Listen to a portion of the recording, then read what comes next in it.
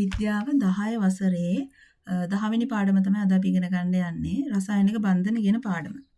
මේ රසායනික බන්ධන කියන පාඩම ඇත්තටම රසායන විද්‍යාව සම්බන්ධයෙන් තියෙන පාඩමක්. ඔයාලා දන්නවා O level ගත්තාම O level තියෙන පොත් දෙකේ 10 11 කියන පොත් දෙකේ ජීව විද්‍යාව, භෞතික විද්‍යාව, රසායන විද්‍යාව කියලා කොටස් 3කට බෙදලා තමයි ඔයාලා ඉගෙන ගන්න ඕනේ. හැම එකක්ම ඉගෙන ගන්න ඕනේ. ඒකේ රසායනික බන්ධන කියන්නේ ඇත්තටම රසායන විද්‍යාව කොටසට එන පාඩමක්. මේ පාඩම තියෙන 10 වසරේ පළවෙනි පොතේ. දැන් මේක ඉගෙන ගන්න කලින් ඔයාලා දැනගෙන ඉන්න ඕන පදාර්ථයේ ව්‍යුහය කියන පාඩම පොඩ්ඩක් හොඳ අවබෝධයක් තියෙන්න ඕන. මේ පාඩමේ විශේෂයෙන් ආවර්තිතාවග්ග දැන් මේ වෙනකොට කඩපාඩම් වෙලා තියෙන්න ඕන. කොලයක් අරගෙන ආවර්තිතාවග්ග ලියා ගන්න පුළුවන් වෙන්න ඕන. එහෙම බැරි නම් ඉක්මනට ගිහිල්ලා මේ පාඩම පොඩ්ඩක් බලන් ඉන්න විශේෂයෙන් ආවර්තිතාවග්ග කියන එක පාඩම් වෙලා තියෙන්න ඕන. ආවර්තිතාවග්ගයේ තියෙන මූලද්‍රව්‍ය 20 ඒකට දාගෙන ඒකේ කාණ්ඩ මොනවද ආවර්ත මොනවද ඔය ගැන අවබෝධයක් තියෙන්න ඕන. නැත්තම් මේ පාඩම ඉස්සරහට යන්න බෑ. ඒක නිසා ඒක බැරි කට්ටිය පොඩ්ඩක් අමතකයි වගේ නා ඉක්මනට ගිහිල්ලා ඒක ඇල්ල බලා ගන්න ඕන. හරි. රසායනික බන්ධන පාඩම. හරි ඔක්කොටම කලින් ඔයාලා දන්නවා ආවර්තිතාවග්ගුවේ අපි ඉගෙන ගත්තා මූලද්‍රව්‍ය 20ක් ගැන. හරිද? ඒකෙන් ගොඩක් සංයෝග මූලද්‍රව්‍ය සංයෝග හදනවා. ගොඩක් මූලද්‍රව්‍ය සංයෝග හදනවා. හරිද? උච්ච වායු කියලා එකක් තියෙනවා 8 වෙනි කාණ්ඩේ. ආවර්තිතාවග්ගුව මතකයි නම් 8 වෙනි කාණ්ඩේ උච්ච වායු කියලා එකක් තියෙනවා. නැත්තම් අපි කියනවා බිඳු වෙනි කාණ්ඩය කියලා කියනවා 8 වෙනි කාණ්ඩය කියලා තියෙනවා. ඕක සංයෝග හදන්නේ නැහැ. සාමාන්‍යයෙන් මූලද්‍රව්‍ය කියන එක ස්වභාවයේ මූලද්‍රව්‍ය පිටින් එහෙම් පිටින්ම තියෙන්නේ නැහැ. මෙයාලා මොන හරි කරලා සංයෝගයක් හදලා බන්ධනයක් හදලා තවක් සංයෝග මේ මූලද්‍රව්‍යයක් එකට එකතු වෙලා ඉන්න තමයි බලන්නේ. හොඳද? ඒකට හේතුව දන්නවා මම ඔයාලට කියලා දුන්නා. පදාර්ථයේ ව්‍යුහය පාඩමේදී මොකද මේවා මේ අස්ථායි මූලද්‍රව්‍ය අවස්ථාවේ අස්ථායි. ඒතකොට ස්ථායි වෙන්න නම් යාලා අනිවාර්යෙන් බන්ධනයක් හදාගෙන සංයෝගයක් විදිහට ඉන්න ඕනේ. හැබැයි උච්ච වායු කියන එක සංයෝග හදන්නේ නැහැ. ඒකට හේතුවකුත් තියෙනවා. මොකද උච්ච වායු කියන එකේ අවසාන කවචයේ ඉලෙක්ට්‍රෝන ටික සම්පූර්ණ කරලා තියෙනවා. අනිත් අය එහෙම නැහැ. අනිත් මූලද්‍රව්‍ය ඔක්කොගෙම අවසාන කවචයේ ඉලෙක්ට්‍රෝන ටික සම්පූර්ණ වෙලා නැතුව තමයි තියෙන්නේ. ඒ නිසා අනිවාර්යෙන් මෙයාලා තව කෙනෙක් එක්ක එකතු වෙලා බන්ධනයක් හදාගන්න තමයි බලන්නේ. හරි හේතුව තමයි මම ওই විස්තර කරේ. මේ තියෙන ආවර්තිතාවග්ගුව.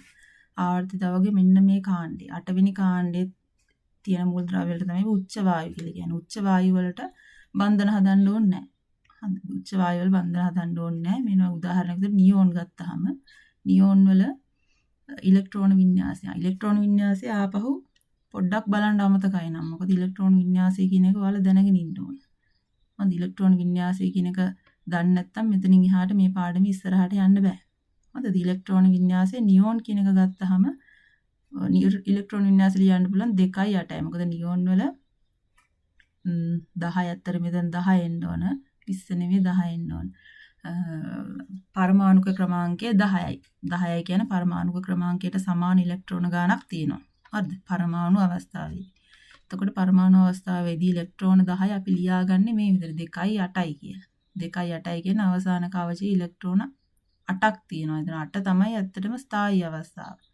හරි ඒක නිසා මෙයාට ආයේ මේ බන්ධන හදන්න ඕනේ නැහැ. මෙයා හොඳට ස්ථායී විදිහට ඉන්න ඉලෙක්ට්‍රෝන 8 තියාගෙන ස්ථායී විදිහට ඉන්න. එතකොට මෙන්න මේ කාණ්ඩේ හැම එකක්ම එහෙම තමයි.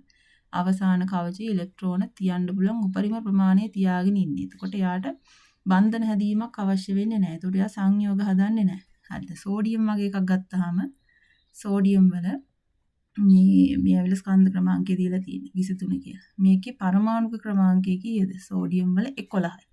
එතකොට 11 වුණාම අපි ඒකේ ඉලෙක්ට්‍රෝන ගාණත් 11යි කියලා ගන්න. මූලද්‍රව්‍ය අවස්ථාවේදී. එතකොට ඕක අපි විහිදුවලා ලියන්න ඕනේ ඉලෙක්ට්‍රෝන වින්‍යාසයේ විදිහට. ඒක ලියන්නේ 2යි 8යි 1යි විදිහට. ඒතර අවසාන කවචයේ ඉලෙක්ට්‍රෝන 1යි තියෙන්නේ.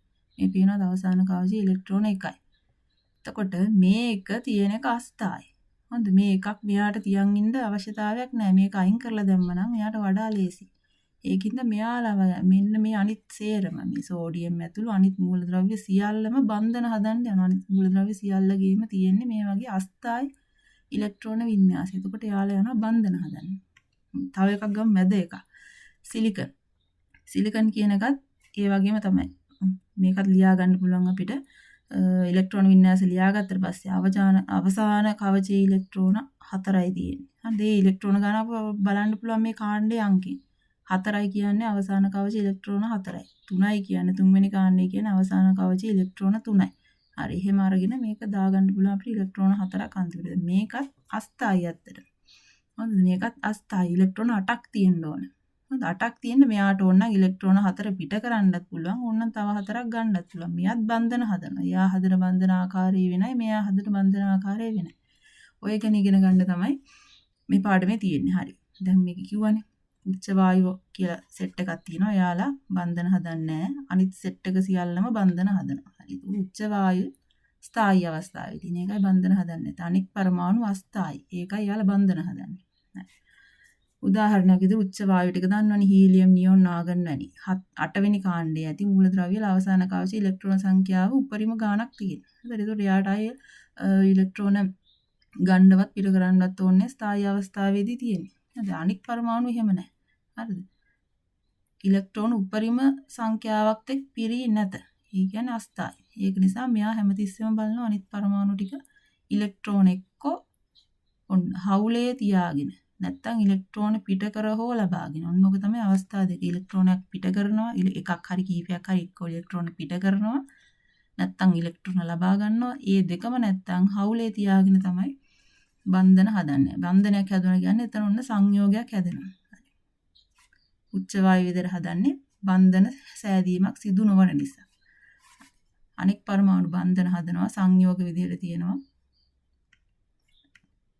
උදාහරණයක් විදිහට මේ දීලා දෙන නියෝන් වල ඉලෙක්ට්‍රෝන වින්‍යාසය 2යි 8යි අවසාන කවචේ ඉලෙක්ට්‍රෝන 8යි තියෙන්න පුළුවන් උපරිම සංඛ්‍යාව තියෙන ආගන් වල 2යි 8යි 8යි ඉලෙක්ට්‍රෝන වින්‍යාසය අවසාන කවචයේ තියෙන්න පුළුවන් උපරිම ඉලෙක්ට්‍රෝන ගාන 8 තියාගෙන ඉන්නවා. එතකොට මෙයාලට බන්ධන සෑදීමක් අවශ්‍ය නැත. සෝඩියම් ක්ලෝරින් මෙතන සෝඩියම් සහ ක්ලෝරින් කියන ඒවා ටික දීලා තියෙනවා මූලද්‍රව්‍ය දෙක. මේකෙත් බලන්න අවසාන කවච ඉලෙක්ට්‍රෝන එකයි. මෙයා හැමතිස්සෙම මේක පිට කරන්න බලනවා. 7ක් ගන්නවට වඩා මේක පිට කරන එක තමයි ලේසි. ක්ලෝරින් ගත්තොත් එහෙම අවසාන කවච ඉලෙක්ට්‍රෝන 7. එතකොට මේ 7ට මේ 7ම පිට කරනවට වඩා එකක් ගන්න එක ලේසි. ඒ වගේ ඉලෙක්ට්‍රෝන පිට කරලා හරි ලබාගෙන හරි එහෙම නැත්නම් තව අවස්ථාවක් තියෙනවා ඉලෙක්ට්‍රෝන හවුලේ තියාගන්න අවස්ථාවක්. ඒක ඉස්සරහට ඉගෙන ගන්න. කොහොම කරලා මෙයාලා සංයෝග හදනවා. හරි. දැන් සංයෝගයක් කියන්නේ මොකක්ද කියන එක ගැන අවබෝධයක් ඇති. ඉලෙක්ට්‍රෝනයක් පිට කරලා ලබාගෙන හරි හවුලේ තියාගෙන හරි බන්ධනයක් හදලා එතනින් හැදෙන මේ මොකද්ද ඵලයට අපි කියන සංයෝගයක් කියලා. දැන් මම මෙතෙන්දි කිව්වා රසායනික බන්ධනයක් හදනවා කියලා. බන්ධන කියන එක විවිධාකාරය ආකාර කීපයක් තියෙනවා. බන්ධන හැදෙන විදිය මම කිව්වා ඉලෙක්ට්‍රෝන පිට කරලා ලබාගෙන හරි එහෙම නැත්නම් හවුලේ තියාගෙන හරි. ඕක තමයි ප්‍රධාන කාණ්ඩ දෙක. හොඳද? බන්ධනයක් කියන එක ඔයාලට අර්ථ දක්වන්නත් තියෙනවා ඔයාලගේ පොතේ. හොඳද? බන්ධනයක් කියන එක රසායනික බන්ධනයක් කියන එකට අර්ථ දැක්වීමක් තියෙන. සමහර විට මේක විභාගෙට අහන්න පුළුවන්. ඒ නිසා මේකත් පොඩ්ඩක් බලා ගන්න. මූලද්‍රව්‍ය පරමාණු ස්ථායි වීම උදෙසා සංයුජතා කවචය. සංයුජතා කවචය කියන්නේ අවසාන ඉලෙක්ට්‍රෝන පිරලා තියෙන අවසාන කවචය. හරිද? සංයුජතා කවචයේ ඉලෙක්ට්‍රෝන ප්‍රතිසංවිධානය කර ගැනීම. මේ ප්‍රතිසංවිධානය තමයි කරගන්නේ ඉලෙක්ට්‍රෝන පිට කරලා ලබාගෙන හරි හවුලේ තියාගෙන. හරි. ප්‍රතිසංවිධානය කර ගැනීමෙන් පරමාණු අතර හෝ අයන අතර ඇතිවන ආකර්ෂණ බල හේවත් බැඳීම්. ඕකට තමයි රසායනික බන්ධනයක් කියන්නේ. මේක පාඩම් කරගන්න ඕනේ. හරිද? තේරුම ඔලුවට අරගෙන පාඩම් කරගන්න. එතකොට ලේසි. ඕකට තමයි රසායනික බන්ධනයක් කියන්නේ. මං කිව්වා රසායනික බන්ධන හැදෙන ආකාර දෙකක් තියෙනවා. ඉලෙක්ට්‍රෝන පිට කරලා ලබාගෙන හරි නැත්නම් හවුලේ තියාගෙන. හරිද? ඔය ආකාර දෙකට හැදෙන සංයෝග ආකාර දෙකක් විදි දෙකක්. හොඳ ඒක නිසා මේ හැදෙන බන්ධනෙත් දෙකක්. බන්ධන ආකාරත් දෙකක්. ඒක නිසා ප්‍රධාන වශයෙන් රසායනික බන්ධන කියන එක අපිට කොටස් දෙකකට බෙදන්න පුළුවන්. එකක් අයනික බන්ධන අනිත් එක තමයි සහසංජ බන්ධන. හරි. අයනික බන්ධනයක් කියන්නේ අර මම මුලින්ම කියපු එක. ඒ කියන්නේ ඉලෙක්ට්‍රෝනයක් පිට කරලා හෝ ලබාගෙන අයන හදනවා. අයන හදලා බන්ධන හදනවා. ඉලෙක්ට්‍රෝනයක් පිට කරලා හරි ලබාගෙන හරි අයන හදනවා. මේක අපි ඉගෙන ගත්තා. අපේ 10 මුල් පාඩම් වල ඉගෙන ගත්තා. හරිද? ඉලෙක්ට්‍රෝන පිට කිරීමක් ලබා ගැනීමක් වුණාම ධන අයන හැදෙනවා, ඍණ අයන හැදෙනවා. මේ දෙක එකතු වෙලා සංයෝගයක් හැදෙන හැටි සංනිජතාවය අනුව ඒක ඉගෙන ගත්තා. හොඳද? ඒ දැන් මේ මෙතෙන්දී ඊට වඩා පොඩ්ඩක් අපි වැඩිපුර ඉගෙන ගන්න. ඒක ඉලෙක්ට්‍රෝන පිට කරලා හරි ලබාගෙන හරි අයන හදලා බන්ධන සෑදීමෙන් තමයි අයනික බන්ධන හදන්නේ. සහ සංයෝජන මේ උදාහරණයක් තියෙන මේ සෝඩියම් ක්ලෝරයිඩ්. සෝඩියම් ක්ලෝරයිඩ් කියන සංයෝගය හැදිලා තියෙන්නේ ආයනික බන්ධනයක් හැදීමෙන්. හරිද? සෝඩියම් වල තිබ්බා අවසාන මේක ඉලෙක්ට්‍රෝන 11ක් නේ තියෙන්නේ. ඒතකොට අවසාන කවචයේ මේ තිබ්බ ඉලෙක්ට්‍රෝනේ තමයි මෙහාට ගිහින් තියෙන්නේ. ක්ලෝරින්ට ගිහින් තියෙන්නේ. ක්ලෝරින්ට ඉලෙක්ට්‍රෝන 7යි තිබ්බේ. ඒ 7 මදි. ඒ නිසා ඒක ගන්නෙ මේ සෝඩියම්ගෙන්. හරිද? මේක විස්තර කරනවා ඉස්සරහට අපි. සහ සංයෝජ බන්ධන. සහ සංයෝජ බන්ධනයක් කියන්නේ ඉලෙක්ට්‍රෝන මූලද්‍රව්‍ය කීපයක් අතර හවුලේ තියාගන්න. හරිද? මේක ඉලෙක්ට්‍රෝන පිට කරලා වෙනම අයන හදන්නේ නැහැ. හවුලේ තියාගන්න. දැන් මේකේ බලන්න වෙනස මෙයා වෙනම ඉන්නවා, මෙයා වෙනම ඉන්නවා. හැබැයි සහ සංයෝජ බන්ධනයේදී වෙනමින් නැහැ. මේ එකට ගෑවිලා ඉන්නේ. කියන්නේ මේ හවුලේ තියාගන්න. ඉලෙක්ට්‍රෝන ටික හවුලේ තියාගන්න. ඔක්සිජන්ට මේ දෙකක් ඉලෙක්ට්‍රෝන මදි වෙලා තියෙනවා. මේ මදි දෙක මේ හයිඩ්‍රජන්ගෙන් අරගෙන තියෙනවා. අරගෙන මේ දෙක එකට ලං වෙලා හවුලේ තමයි ඉන්නේ. මේවට තමයි සහ සංයෝජ බන්ධන කියන්නේ. හරි ප්‍රධාන වශයෙන් බන්ධන ආකාර දෙකයි ආයනික බන්ධන සහ සංයෝජ බන්ධන. මුලින්ම ගමු අපි ආයනික බන්ධන. ආයනික බන්ධන කියන්නේ ප්‍රධාන මාතෘකාවක්. ද්වාලක රසායනික සංයෝග පාඩමේ ප්‍රධාන මාතෘකාවක් ආයනික බන්ධන. ආයනික බන්ධනයක් හැදෙන්නේ කොහොමද? මම කිව්වා ආයනික බන්ධනයක් හැදෙන්න ඉලෙක්ට්‍රෝන පිට කරන්න ඕන, ඊට පස්සේ ඉලෙක්ට්‍රෝන ලබා ගන්න ඕන. එහෙම ඇදිච්ච ආයන දෙකක් තියෙන්න ඕනේ, ආයන දෙකක් හෝ කීපයක්. ඒ ටික එකට එකතු වෙලා බන්ධනයක් හැදිලා තමයි මේ ආයනික බන්ධන වලින් හැදෙන ආයනික සංයෝග හැදෙනවා. හරිද? ආයනික සංයෝග හැදෙන්නේ එහෙම. මුලින්ම ආයන හදන්න ඕන. ධන ආයන සහ ඍණ ආයන. හොඳ ඒවා ධන ආයන වෙන්න පුළුවන්, ඍණ ආයන වෙන්න පුළුවන්. දෙකක් තියෙන්න ඕන. හොඳ ධන ආයනයක් තියෙන්න ඕන, ඍණ ආයනයක් තියෙන්න ඕන. ඉලෙක්ට්‍රෝන පිට කිරීමෙන් තමයි ධන ආයන හදන්නේ. ඉලෙක්ට්‍රෝන ලබා ගැනීමෙන් තමයි ඍණ ආයන හදන්නේ. හොඳ ඉලෙක්ට්‍රෝනයක් පිට කරගෙන උදාහරණ විදිහට සෝඩියම්. සෝඩියම් වල අවසාන කවචයේ එක ඉලෙක්ට්‍රෝනයක් තිබ්බ. ඒක පිට කරපු ගමන් සෝඩියම් ධන ආයනයක් හැදෙනවා. හරි ක්ලෝරින් උදාහරණයක් විදිහට ගත්තොත් ක්ලෝරින් වල අවසාන කවචයේ නැත්නම් සංයුජතා කවචයේ ඉලෙක්ට්‍රෝන 7ක් තියෙනවා. ඒතකොට ඉලෙක්ට්‍රෝනයක් ලබාගෙන ඍණ ආයන හදනවා. ක්ලෝරයිඩ් කියන ඍණ ආයනය හදනවා. ඒක මේ ධන ආයන සහ ඍණ ආයන එකට ලං වෙනවා. හරිද? අර වගේ එක මතයක පිහිටන්නේ නැහැ. සහ සංයෝජ බන්ධන වගේ එක මතයකට එන්නේ නැහැ. හැබැයි ළඟට ඇවිල්ලා ධන හා ඍණ ආයන එකතු වෙනවා. එකතු වෙලා තමයි ආයනික බන්ධනය හැදෙන්නේ. හරි මෙන්න මේක තමයි උදාහරණය. මේ විදිහට තමයි ඔයාලට ආයනික බන්ධනයක් නිරූපණය කරන්න ඕන. හරිද? මේ සෝඩියම් වල ඇත්තටම සෝඩියම් පරමාණු අවස්ථාවේ මීටර් 30න් තව කවචයක් තිබ්බා. ඒ කවචයේ තිබ්බ ඉලෙක්ට්‍රෝනේ තමයි මෙන්න මෙයා අරගෙන තියෙන රතු පාටට තියෙන්නේ. හරිද? ක්ලෝරින් වල තිබ්බේ හරි විදිහට පරමාණු අවස්ථාවේදී තියෙන්න ඕන 7යි. දැන් මෙතන 8ක් වෙලා තියෙනවා. මෙයාගේ ඉලෙක්ට්‍රෝනේ මෙයා අරන් තියෙනවා. හරිද? මෙයා ඉලෙක්ට්‍රෝනේ පිට කරපු ගමන් මෙයා ධන ආයනයක් වෙනවා. මෙයා ඉලෙක්ට්‍රෝනයක් කොහෙන් හරි ලබා ගත්ත ගමන් මෙයා ඍණ ආයනයක් වෙනවා. එහෙනම් තමයි සෝඩියම් ක්ලෝරයිඩ් කියන ආයනික සංයෝගය හදන්නේ. හරිද? මෙතන ඇති වෙන බන්ධනය තමයි ආයනික බන්ධනය. මේක අපි කොයි වෙලේවත් මේ දෙක එකට එකතු කරලා ලියන්නේ නෑ. මෙහෙම වරහන් දෙකක් දාලා ධන ආයනය සහ ඍණ ආයනය කියලා වරහන් දෙකක් දාලා ඒ දෙක එකට ලං කරලා තමයි ආයනික බන්ධනයක් අපි පෙන්වන්නේ. හරිද? ඉලෙක්ට්‍රෝන මට්ටමින් ඉලෙක්ට්‍රෝනත් එක්ක ඇඳලා අපි පෙන්වන්නේ මේ විදිහට. මම කිව්වා ආයනික බන්ධන මගේ සාධන සංයෝග ආයනික සංයෝග. මතක තියාගන්න ආයනික සංයෝග තමයි ආයනික බන්ධන මගෙන් හදන්නේ. හරි. මේක ස්ටෙප්ස් කීපයක් තියෙනවා. මුලින්ම තියෙන්නේ ආයන හදන්න ඕනේ. ඊට පස්සේ ධන ආයන ඍණ ආයන බවට වෙන් කරන්න ඕනේ. ධන ආයන ඍණ ආයන එකතු වෙන්න ඕනේ. රසායනික බන්ධනය හැදෙන්න ඕනේ. මුලින්ම ගමු මේ ආයන හදන්නේ කොහොමද කියන එක. ඒක තමයි ඊළඟට කරන්නේ. හරි. උදාහරණයක් විදිහට දීලා තියෙන සෝඩියම් ක්ලෝරයිඩ්. සෝඩියම් ක්ලෝරයිඩ් කියන සාමාන්‍ය විවහාරයේදී අපි ලුණු කියලා කියන්නේ. හරි සෝඩියම් ක්ලෝරයිඩ් කියන ආයනික සංයෝගය. හරිද? සෝඩියම් ධන ආයනය සහ ක්ලෝරයිඩ් කියන ඍණ ආයනය එකතුලා තමයි සෝඩියම් ක්ලෝරයිඩ් හැදෙන්නේ. හරි. කොහොමද මේක හදන්නේ? මේක කොටම කලින් අයන ටික හදාගන්න බෑ. සෝඩියම් අයනය, ධන ආයනය සහ ක්ලෝරයිඩ් ඍණ ආයනය. ඕක හදන්නේ කොහොමද කියලා බලමු. හරි. ඔක්කොම කලින් ඔන්න මේ වෙනකොට ආවර්තිතාවුවක් ළඟ තියාගන්න ඕන. ආවර්තිතාවුවක් තමන්ම හදපු ආවර්තිතාවුවක් ළඟ තියාගන්න ඕන. හොඳ ආවර්තිතාවුවකට මූලද්‍රව්‍ය ටික පුරව ගන්න පුළුවන් වෙන්න ඕන. මුලින්ම බලමු සෝඩියම්. මෙන්න මෙයා මුලින්ම හදාගන්නේ කොහොමද කියලා. සෝඩියම් ධන ආයනය හදන්නේ කොහොමද? හරි. සාමාන්‍ය පරමාණු අවස්ථාවේදී දන්නවා මේක අපි පරමාණු ක්‍රමාංකය කියන්නේ මෙන්න මේ අංක ටික ගණගෙන යන්නේ 1 2 3 4 5 6 7 8 9 10 11. හරි මෙයා ඉන්නේ 11 වෙනි ස්ථානයේ. ඒතර මෙයාගේ පරමාණු ක්‍රමාංකය 11යි. හරි පරමාණු අවස්ථාවේදී මෙයාගේ ඉලෙක්ට්‍රෝන ගානත් 11යි. ඒතර ඉලෙක්ට්‍රෝන ගාන ඔන්න 11යි. ඉලෙක්ට්‍රෝන කියන්නේ ඍණ අයන නිසා ඍණ 11ක් මෙයා ළඟ තියෙනවා. හරි ප්‍රෝටෝන ගානත් 11යි. ඉවනේ පරමාණුක ක්‍රමාංකය කියන ප්‍රෝටෝන ගානද. ප්‍රෝටෝන ගානත් 11යි. ප්‍රෝටෝන ධන විදිහට ගන්න. හරිද? එතකොට මෙයාට සමස්ත ආරෝපණයක් නැහැ. බිඳුවයි. මේ 11ට මේ 11 කැපෙනවා. ඍණ 11ට ධන 11 කැපෙනවා.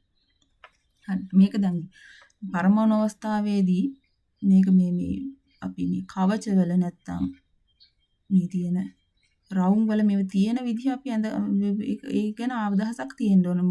ඇතුළෙම තියෙන එකේ දෙකයි තියෙන. ඊට පස්සේ දෙක 8ක් තියෙනවා. පිට මේකේ එකක් තියෙනවා. ඒ විදිහට තමයි 11 වෙන් වෙලා තියෙන්නේ. හරි දැන් මේ පිට තියෙන එක තමයි මෙයාට ගැටලුවක් වෙලා තියෙන්නේ. මෙයාව මේ තියාගන්න හරි අමාරුයි.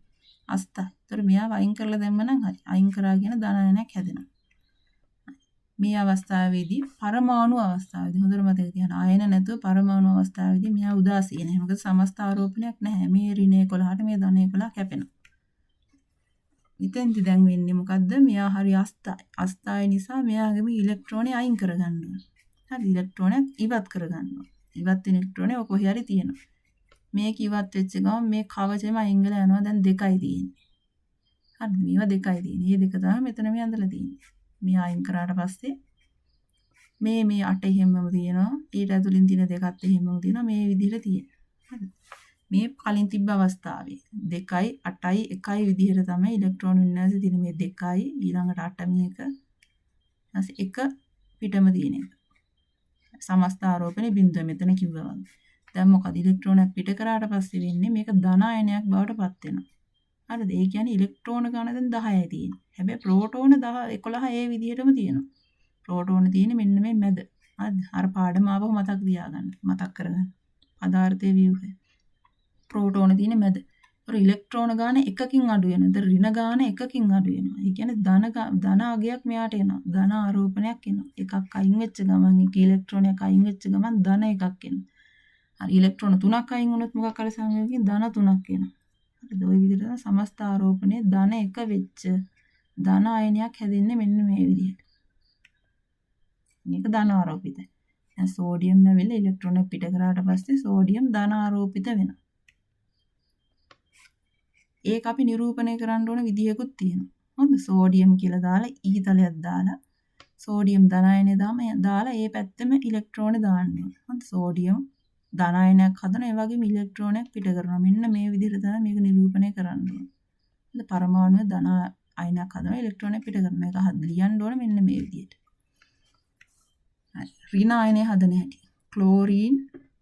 ක්ලෝරින් කියන පරමාණුවෙන් ක්ලෝරයිඩ් කියන ඍණ අයනය හදන්නේ කොහොමද? ඒකටත් අපිට ඕන ආවර්තිතාවක ඕන මේ වෙනකොට කටපාඩම් වෙන්න ඕන මම කියලා තියෙනවානේ ආවර්තිතාවක පාඩම් කරගන්න ඕන. හරි. ක්ලෝරින් පරමාණු අවස්ථාවේදී මෙන්න මෙතන තියෙන මේ ගණන් කරගෙන ගියාම 11 නම් 12 13 14 15 16 17යි. අන්න මෙයාගේ ඉලෙක්ට්‍රෝන ගාන පරමාණුක ක්‍රමාංකයට සමාන ඉලෙක්ට්‍රෝන ගානක් තියෙනවා පරමාණු අවස්ථාවේදී. ඒ 17 ලියා ගන්න පුළුවන් ඉලෙක්ට්‍රෝන වින්‍යාසය ගත්තාම 2යි 8යි 7යි කියලා. හරි ප්‍රෝටෝන ගාන 17යි. මේ 14 මේ 17 කැපුවාම පරමාණු අවස්ථාවේදී ආරෝපණයක් නෑ උදාසීන. කලින් එක වගේම තමයි පරමාණු අවස්ථාවේදී. දැන් මෙයාට 7ක් තියෙන්නේ මෙතන. හොඳ මෙයාට හොඳයි මේ ස්ථායි වෙන්න තව එකක් මෙතෙන්ට ගත්තා. හොඳද? ඒ ගත්තා නම් මෙයා ස්ථායි වෙනවා. ඒ වැඩේ තමයි මෙතෙන්දි වෙන්නේ. ඉලෙක්ට්‍රෝනයක් ගන්නවා. හොඳ මෙයා මෙහෙම තියෙනවා ඉලෙක්ට්‍රෝනයක් ගන්න එක ධන E කියලා. E කියන්නේ ඉලෙක්ට්‍රෝනේ නිරූපණය කරන විදිය. හරි. එතකොට ඉලෙක්ට්‍රෝනයක් අරගෙන තමයි මේක හදන්නේ. මේ ගන්න ඉලෙක්ට්‍රෝනය ගන්න මෙන්න මේ සෝඩියම්ගේ. සෝඩියම් පිට කරාන ඉලෙක්ට්‍රෝන යා ඒක තමයි මෙයා ගන්න.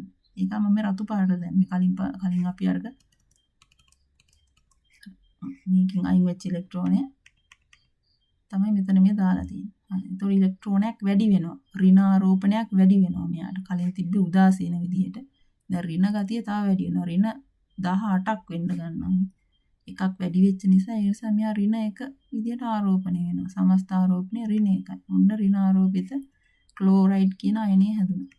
මේක නිරූපණය කරන්නේ මෙන්න මේ විදිහට. Cl ට ඉලෙක්ට්‍රෝනයක් එකතු වුණා. ක්ලෝරින්ට ඉලෙක්ට්‍රෝනයක් එකතු වුණා. ක්ලෝරයිඩ් අයනය හැදුණා. මේක මතක තියාගන්න. ලියන විදිහ. හරි දැන් අර කලින් කිව්වා වගේ අයන හැදුනට පස්සේ මේකට දාගන්න ඕන මේ වගේ සංගල වරහන. දැන් මේ ඇවිල්ලා සෝඩියම් එක. සෝඩියම් ධන අයනයක් හැදෙන සංකල වරහණක් දාලා ධන අයනය කියලා ධන එක ලියන්න ඕනුනේ. ක්ලෝරයිඩ් අයනය හැදෙන්නේ ඍණ එනවනේ ඉලෙක්ට්‍රෝන එක ආවට පස්සේ ඍණ ආරෝපිත වෙලා සමස්ත ක්ලෝරින් කියන එක ක්ලෝරයිඩ් කියන මේ අයනය ඍණ ආරෝපිත වෙන නිසා මේක සංකල වරහන් දාලා තමයි ලියන්න ඕනේ. මේක දැන් ස්වභාවික දැන් ලුණු වල දැකලා තියෙනවනේ ලුණු ගත්තාම ස්පටික නැත්තම් ඝන විදිහට තියෙන ද්‍රවයක්වත් වායුවක්වත් නෙවෙයි. ඝනයක් විදිහට තියෙන. හොඳ හැම වෙලේම දැන් මේක වල් ලොකුවට ඉගෙන ගන්නවා කෙමිස්ට්‍රි කරොත් ඒ ලෙවල් වලට. හරිද? ඔයාලා දැනට දල වශයෙන් හිතාගන්න හැම වෙලේම මේ එක සෝඩියම් අයනයක් වටා මේ එක සෝඩියම් අයනයක් වටා මේ වගේ කෑලි තියෙනවා 6ක්. හොඳ වටේට මෙහෙම කෑලි 6ක් තියෙනවා. හරි ඒ වගේ මේක වටේටම තව මේ වගේ කෑලි 6ක් එකතු වෙලා මේක අයනික දැලිසක් විදිහට තමයි හැදෙනවා කියන අයනික දැලිසක්. අයනික දැලිසක් විදිහට මේක හැදලා තියෙනවා. සෝඩියම් ක්ලෝරයිඩ් මෙන්ම අනෙක් සෑම ආයනික සංයෝගයකම දැලිස් ආකාරයෙන් පවතී. හොඳට මතක තියාගන්න ආයනික සංයෝගයක් නම් දැලිස් විදිහට තමයි තියෙන්නේ. ආයනික සංයෝග තියෙන්නේ දැලිස් ආකාරයට. එක අයනයක් වටා මේ වගේ අයන ගොඩාක් අනිත් ඍණ අයන ටික එකතු වෙනවා. හැම ඍණ අයනයක් වටාම මේ වගේ ධන අයන ටිකක් තියෙනවා. ඒකල කොටු ආකාරයට තමයි මේක හැදෙලා තියෙන්නේ. දැලිසක් කියන්නේ මේ ඝනකාව වගේ එකතු වෙලා හැදිච්ච ව්‍යුහයකට. දැන් ඕක තමයි මේ අයන. හොඳ ධන හා ඍණ අයන එකතු වෙනවා කියන්නේ මෙන්න මේ ධන අයන හැදෙනවා ඍණ අයන හැදෙනවා මේ දෙක එකට ලං වෙනවා. හැබැයි කවදාවත් මේ එකක් උඩ එකක් තියෙන්නේ නැහැ. එකට ලං වෙන එක තමයි වෙන්නේ. ඒක තමයි ධන හා ඍණ අයන එකතු වෙන්නේ. බන්ධනේ හදන්නේ කොහොමද කියලා බලන්න. එක පරමාණුවකින් තවත් පරමාණුවකට ඉලෙක්ට්‍රෝන ප්‍රදානය කිරීම නිසා ඇති වූ ධන හා ඍණ අයන අතර ඇතිවන ප්‍රබල මෙන්න මේක වැදගත්. ස්ථಿತಿ විද්‍යුත් ආකර්ෂණයේ හේතුයි. තමයි මේ බන්ධනය ඇති වෙන්නේ. ධන ඍණ අතර ඔයාලා දන්නවා ස්ථಿತಿ විද්‍යුත් ආකර්ෂණ ඇති වෙනවා. විද්‍යුත් ආකර්ෂණ ඇති. ධනයි ඍණයි තිබ්බම ආකර්ෂණයක් ඇති වෙනවා. ඒක අපි කියන ප්‍රබල ස්ථಿತಿ විද්‍යුත් ආකර්ෂණයක් නේද ඇති වෙන්නේ. මොකද ඒක නිසා ඇති වෙන බන්ධනයක්. තමයි ආයනික බන්ධන කියලා කියන්නේ. එහෙම නැත්තම් මේකට තව කියනවා විද්‍යුත් සහ සංයුජ බන්ධන කියලා. අර සහ සංයුජ බන්ධනයයි මේකයි පටලව ගන්න එපා. මේක විද්‍යුත් සහ සංයුජ බන්ධන කියලාත් කියනවා. ගොඩක් අපි මේ වචනේ පාවිච්චි කරන්නේ නැහැ. ආයනික බන්ධන කියලා තමයි කියන්නේ. හොඳ විද්‍යුත් සහ සංයුජ බන්ධන කියන්නේ කලාතුරකින් නිසා ආයනික බන්ධනයක් කියන්නේ මෙන්න මේකට. ධන ඍණ අයන අතර ඇති වෙන ප්‍රබල ස්ථಿತಿ විද්‍යුත් ආකර්ෂණය නිසා ඇති වෙන බන්ධනය. ඉතින් මේ හිම තමයි නිරූපණය කරන්නේ. මේවල සෝඩියම් ක්ලෝරයිඩ් කියන සංයෝගය. සෝඩියම් අයනය, ධන අයනය, ක්ලෝරයිඩ් කියන ඍණ අයනය. ওই දෙක එකට ලං කරලා තමයි අපි ආයනික සංයෝගයක් නිරූපණය කරන්නේ. උදාහරණ ගොඩාක් තියෙනවා ආයනික සංයෝග වලට උදාහරණ. Sodium chloride, lithium oxide, magnesium sulphide, calcium chloride, potassium fluoride ඒවා තමයි ආයනික සංයෝග වලට උදාහරණ. මේ තියෙන සෝඩියම් ක්ලෝරයිඩ්. සෝඩියම් ධන අයනය, ක්ලෝරයිඩ් ඍණ අයනය. මේ ලිතියම් ඔක්සයිඩ්. හොඳට බලන්න මේක ලිතියම් Li2 කියලා දාලා දෙනවා. දෙකක් දාලා දෙනවා. ලිතියම් අයන දෙකක් ඉන්නවා. දැන් මැග්නීසියම් සල්ෆයිඩ් තියෙනවා.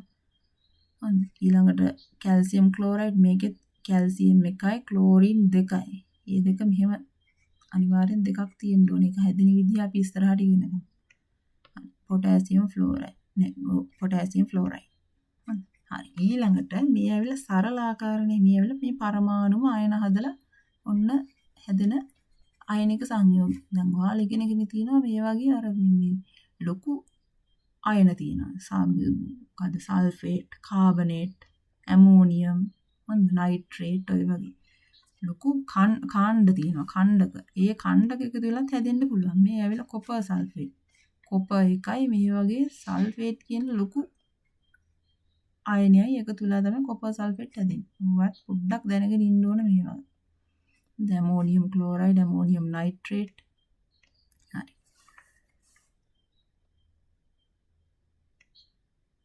දැන් වලට පැවරුමක් තියෙනවා. මේක මම කියලා දෙනවා. ලිතියම් ඔක්සයිඩ් හා කැල්සියම් ක්ලෝරයිඩ් කියන ආයනික සංයෝග වල ආයනික බන්ධන හැදෙන ආකාරය රූපීයව නිරූපණය කරන්න කියලා තියෙනවා.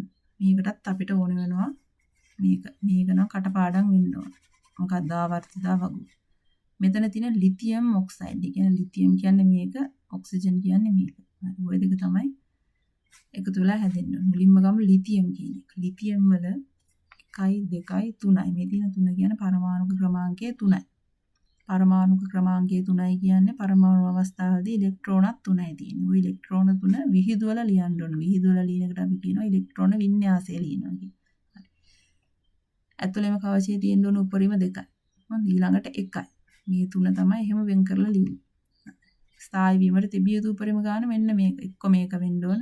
එක්ක මේක වෙන්න ඕන. මේ හතරින් එක අවස්ථාවක් වුණා නම් ඔන්න ස්ථායි.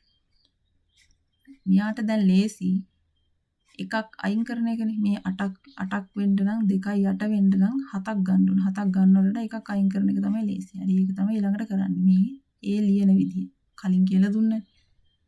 ධනායනයක් හදනවා නම් පරමාණු මේ පැත්ත ලියනවා ඊතලයක් දැම්මා ධනායනය හැදුණා ඉලෙක්ට්‍රෝනේ පිට වුණා. මේ විදිහට ලියා ගන්න ඕන. ඊළඟට ඔක්සිජන්. ඔක්සිජන් ගත්තොත් එහෙම ඔක්සිජන් වල පරමාණු ක්‍රමාංකය 8යි. 8 විහිදුවලා ලියන්න ඕනේ. හරිද? විහිදුවලා ලියනවා කියන්නේ ඉලෙක්ට්‍රෝන වින්‍යාසය ලියනවා. 2යි 6යි විදිහට තමයි ලියන්නේ. මොකද මේ විදිහට තමයි අපි ලියන්නේ.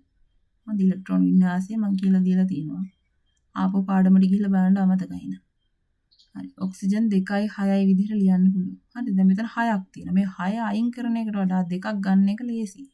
හරිද? 6 අයින් කරනකොට 2ක් මෙතෙන්ට අරගෙන මේ 8 කියන එක හදාගත්තා නම් ලේසියි. 2 8 කියන එක හදාගත්තා නම් ලේසියි.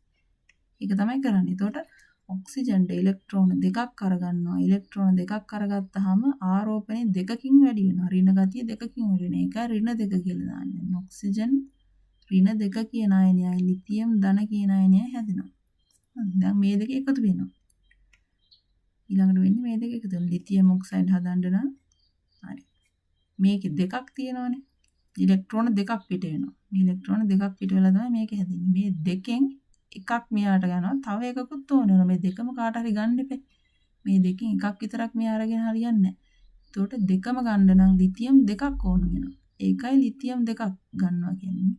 ලිතියම් 2ක් මෙන්න මේ ඉලෙක්ට්‍රෝන මෙයා පිට කරපු දෙක මෙයා ගන්නවා. හරි. එතකොට මෙයා මේ දෙක එයා තමයි මේ දෙක පිට කරන්නේ. එතකොට ලිතියම් 2ක් විදියට තමයි ගන්නෙ මෙතන. ලිතියම් පරමාණු 2ක් සහ ඔක්සිජන් 1ක් එකතු වෙලා ඒක මෙතන තියෙනවා මේ. ලිතියම් ඔක්සයිඩ් කිව්වම ලිතියම් 2යි. එහෙනම් අනිවාර්යෙන් 2ක් කියලා ගන්න ඕනේ මෙතන. අද ලිතියම් 2කුයි ඔක්සිජන් 1කුයි එකතු වෙලා තමයි ලිතියම් ඔක්සයිඩ් කියන එක හැදෙන්නේ.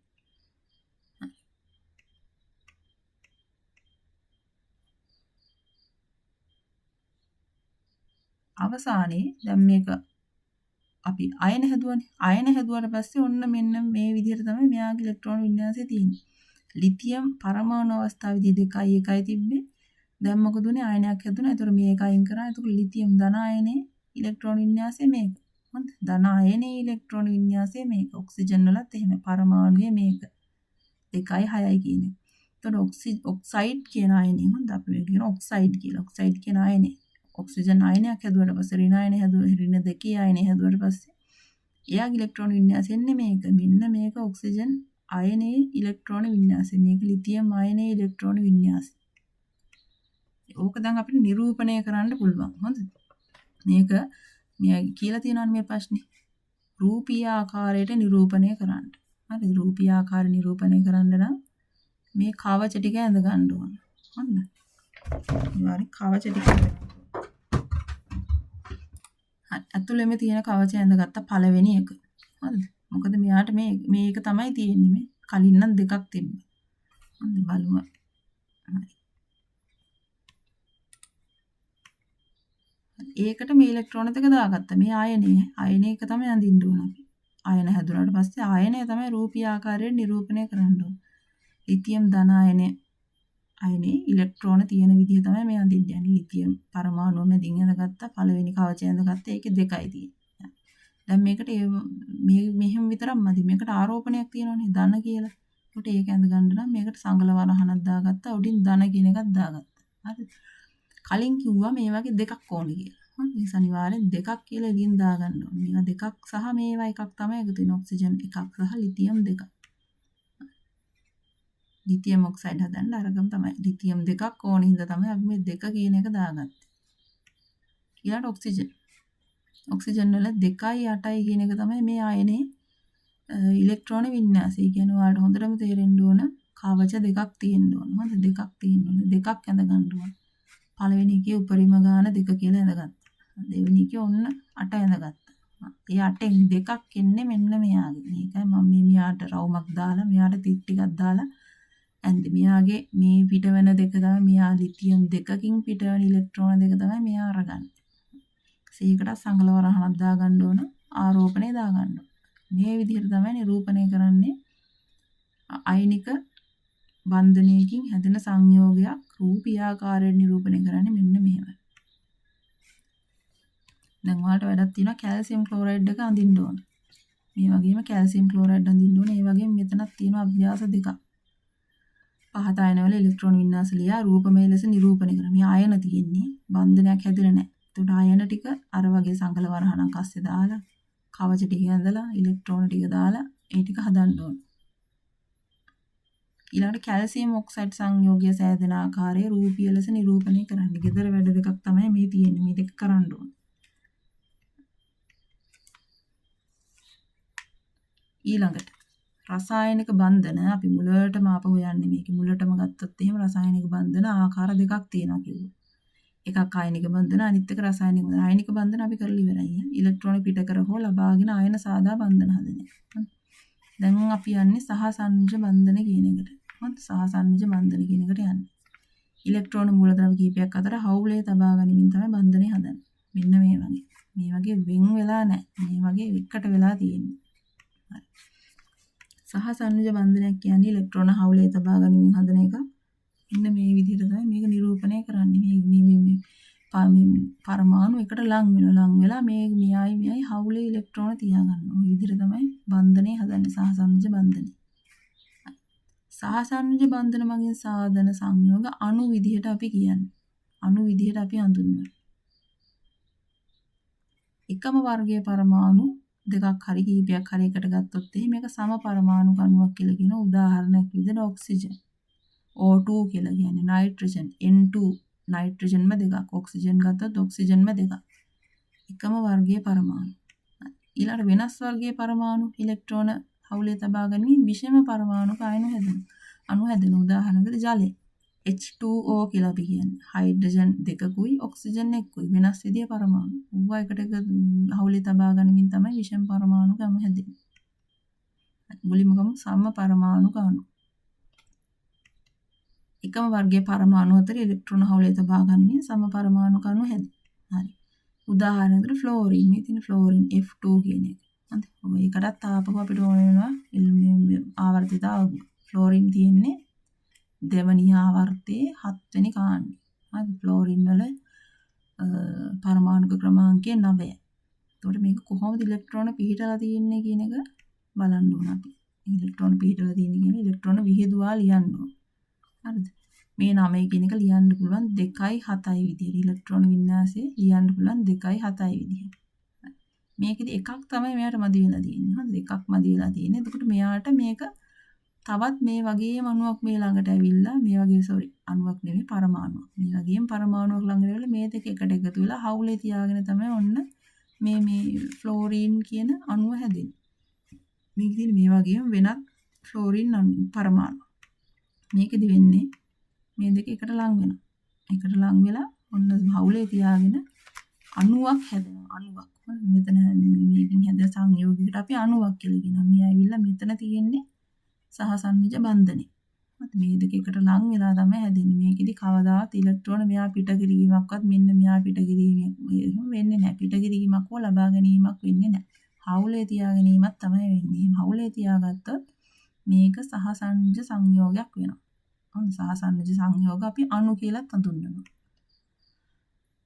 හයිඩ්‍රජන් වායුව. හයිඩ්‍රජන් වායුව H2 කියන එක. මේ ඇවිල්ලා සම පරමාණුක මේ ඔක්කොම N2 O2 Cl2 ඔක්කොම සම පරමාණුක. H2 ඇවිල්ලා හයිඩ්‍රජන්. අර වගේම මෙහෙම හයිඩ්‍රජන් පරමාණු දෙකක් එකට ලං වෙනවා. මොකද මේතර මේ බන්ධනය හදනවා. මේකට අපි කියන සහසංයෝජ බන්ධනය.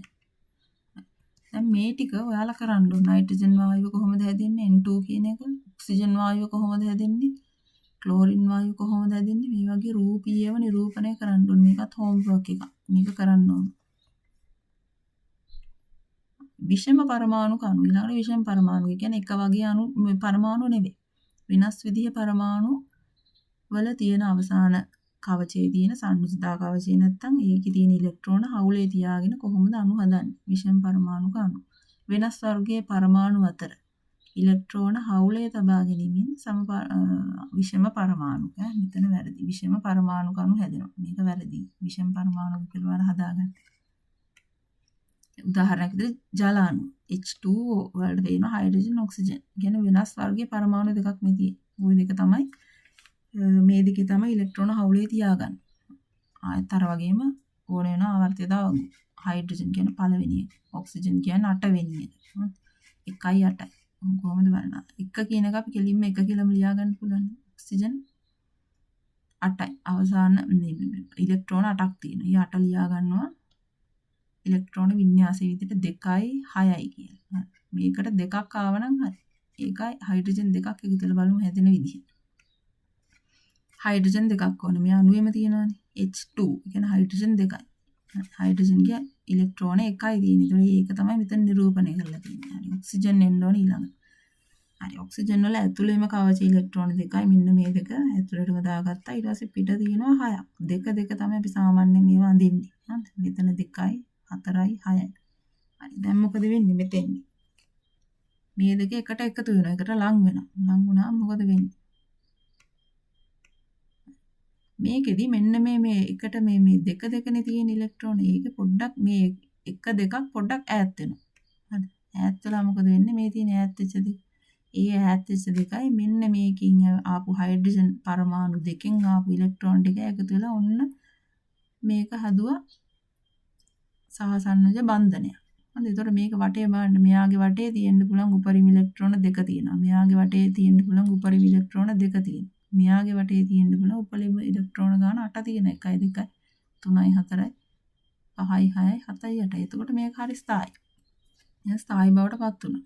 හරි. විෂම පරමාණු කණු හැදෙන්නේ මෙන්න මේ විදිහට. මේක තමයි සහසන්නජ බන්ධනය. මෙන්න මේක තමයි සහසන්නජ බන්ධනය. හරි. විෂම පරමාණුක අණුවක් හැදුණා. ඇමෝනියත් ඔය වගේම නිරූපණය කරන්න පුළුවන්. පොත පොඩ්ඩක් බලන්න. පොතේ තියෙනවා මේකේ ගොඩක්. ඇමෝනියා වලත් ඔන්න ඇමෝනියා නයිට්‍රජන් මේ තියෙන්නේ. මේ හයිඩ්‍රජන් 3ක් එනවා. මෙතන තියෙනවනේ 3 කියලා දාලා. ඒතර හයිඩ්‍රජන් 3ක් එනවා. මෙයාගේ බලමු පොඩ්ඩක් නයිට්‍රජන් වල අවසාන කවච ඉලෙක්ට්‍රෝන පරමාණු අවස්ථාවේදී 1යි 2යි 3යි 4යි 5යි. 5යි. හැබැයි 5 හරියන්නේ නැහැ. 8 කරගන්න නම් 3ක් ඕනේ. ඒක තමයි මේ 3 එන්නේ. හොඳ. මේ 3 එනවා. මේ 3 මේ වගේ ළඟට ඇවිල්ලා බන්ධන 3ක් හදනවා. එතකොට මෙතන හොඳ. මෙයාගේ වටේට බන්ධන 3ක් හදනවා. මීතේන් කියන එකත් එහෙම තමයි. මීතේන් ගන්න CH4 කාබන්. කාබන්ගේ අවසාන කවච ඉලෙක්ට්‍රෝන 4යි. හොඳද? මේ 4ට තව 4ක් එකතු වුණා නම් ඔන්න 8 වෙලා මේක ස්ථායි වෙනවා. ඒකට තමයි මේ හයිඩ්‍රජන් 4ක් එන්නේ. හරි. මේ වගේ ස්ථායි වෙන. ඒතර හයිඩ්‍රජන් වටේ තියෙන්න පුළුවන් උපරිම ඉලෙක්ට්‍රෝන උන්න දෙකක් තියාගෙන ඉන්නවා. කාබන් වටේ තියෙන්න පුළුවන් උපරිම ඉලෙක්ට්‍රෝන 8ක් 1යි 2යි 3යි 4යි 5යි 6යි 7යි 8යි. හරි. එහෙම තියාගෙන ඔන්න ස්ථායි වෙලා හදනවා අණුවක්. මීතේන් අණු සහ සංයුජ සංයෝගය. හයිඩ්‍රජන් ක්ලෝරයිඩ්, කාබන් ටෙට්‍රාක්ලෝරයිඩ් පොඩ්ඩක් බලන්න. පොතේ තියෙනවා මේ ටික. මේ ටික හොඳට බලන්න. මේවා එනවා වලට විභාගෙට. මේ CCl4 එක එහෙමම එනවා අර මීතේන් අණු. මීතේන් කියන එකත් ඇවිල්ලා තියෙනවා. හොඳ මේක පොඩ්ඩක් බලන්න. විෂම පරමාණු අණු හැදෙන විදිහ. හරි. ඊළඟට තමයි වැදගත්ම කොටස මේකේ. තිත් කතිර සටහන් අඳින්නේ කොහොමද කියන එක. හොඳ තිත් කතිර සටහන් කියලා එකක් තියෙනවා. හොඳ මේකේ තියෙනවා තිත් සටහන් කියලා එකක් තියෙනවා. ලුයිස් ව්‍යුහ කියන එකක් තියෙනවා. හොඳ අඳින විදි, නිරූපණය කරන විදි ආකාර කීපයක් තියෙනවා මේ රසායන විද්‍යාවේ. හොඳද? තිත් කතිර සටහනක් කියන්නේ සහසන්නජ බන්ධන තමයි අපි මේකට පාවිච්චි කරන්නේ. අයනික බන්ධන වලට තිත් කතිර සටහන අපි අඳින්නේ නැහැ. අයනික බන්ධන වලට කිව්ව වරහන් දාලා ධන ඍණ දාලා තමයි ලියන්නේ. හැබැයි සහසන්නජ බන්ධන වලදී තිත් කතර සටහන් අපි අඳිනවා. හරිද? සහසන්නජ බන්ධන සෑදීමට හැම වෙලාවෙම පරමාණු වල සන්නිජතා කවචය කියන අවසාන කවචයේ පවතින ඉලෙක්ට්‍රෝන සහභාගී වෙනවා. හරිද? එලෙස සන්නිජතා කවචයේ පවතින ඉලෙක්ට්‍රෝන පමණක් නිරූපණය වෙන පරිදි. ඒතකොට අර ඇතුළේ ටික අපි අඳින්නේ නැහැ. ඇතුළේ කවච ටික අඳින්නේ පිටම තියෙන බන්ධනයට දායක වෙන කවච ටික විතරක් පාවිච්චි කරලා ඒකේ තියෙන ඉලෙක්ට්‍රෝන ටික විතරක් පාවිච්චි කරලා තමයි තිත් කතර සටහන අඳින්නේ. උදාහරණයකට ජල අණුව. අපි ජල අණුව කලින් ඇඳන්නේ මේ විදිහට. මේ ඇතුලේ කවචෙත් ඇඳ පිටේ එකත් ඇඳ. හරිද? මේක ඉතින් මේ විදිහට අඳින්නේ නැහැ. තිත් කතර සටහන මේක අඳින්න වෙලත් යනවනේ. ඉතින් මේ ලේසි විදිහක් අපි බලන්න බෑ රසායන විද්‍යාවේ ඕන දෙයක පහසු ක්‍රම බලන්න ඕනේ. ඉතින් මේකේ තියෙන පහසු ක්‍රමයක් විදිහට මේක අයින් කරනවා. මේක අඳින්න ඕනේ නැහැ. ඒතකොට අවසාන කවචේ විතරයි අපි ගන්නෙ. හරිද? ඒ කියන්නේ මැද කෑල්ල අයින් කරගන්නවා. හරි. මැද කෑල්ල අයින් කරගත්තට පස්සේ එක මේ පරමාණු වර්ග මේක විෂම පරමාණුක අණුවන්නේ. ඒතකොට මේ හයිඩ්‍රජන් කියන එකේ ඉලෙක්ට්‍රෝන ටික අපි තිත් වලින් නිරූපණය කරනවා. ඔක්සිජන් කියන එකේ පරමාණු ටික කතිර වලින් නිරූපණය කරනවා. ඒකයි තිත් කතිර සටහන් කියලා කියන්නේ. එක වර්ගයක් කතිර වලින් නිරූපණය කරනවා අනිත් එක තිත් වලින් නිරූපණය කරනවා. හරි. මේක විතරකුත් වෙන්නේ නැහැ. හරිද? මේකෙත් අපිට මේ අනවශ්‍ය ටික අයින් කරගන්න ඕන. හරිද? අනවශ්‍ය ටික අයින් කරගන්න ඕන හරි විදිහට. හරි. මේකෙත් මේ රවුන්ඩ් ටික අපි අයින් කරගන්න. ඒකත් ඕනේ නැහැ අපිට. හරිද? ඒකත් අයින් කරගත්තාම පස්සේ මෙන්න මේ විදිහට නිරූපණය කරගන්න පුළුවන්. මේකේ තිබ්බ මේ හතර අන්ත මෙහෙම උඩිනුයි යටිනුයි දාලා මෙන්න මේ බන්ධනයේ තියෙන ටික දාගත්තා මෙහෙම දෙපැත්තට කරලා. එහෙම තමයි අපි ලුවි මේ තිත් කතිර සටහන කියන එක අඳින්නේ. හරි. මේ එක ආකාරයක් ඈ තිත් කතිර සටහන කියන්නේ එක ආකාරයක්. ඊට පස්සේ තව විදිහක් තියෙනවා ලුවිස් තිත් ව්‍යුහය කියලා. හොඳ තිත් කතිර සටහන එකක්. තව එකක් තියෙනවා ලුවිස් තිත් ව්‍යුහය කියලා. හරිද? අණුවක ඒ පරමාණු වල සංයුජතා කවච වල ඇති ඉලෙක්ට්‍රෝන තිත් වලින් නිරූපණය කරනවා. හරි තිත් වලින් විතරයි. කතිර අපි අයින් කරනවා. මෙන්න මේ කතිර ටික දාන්න. තිත් විතරයි දාන්නේ.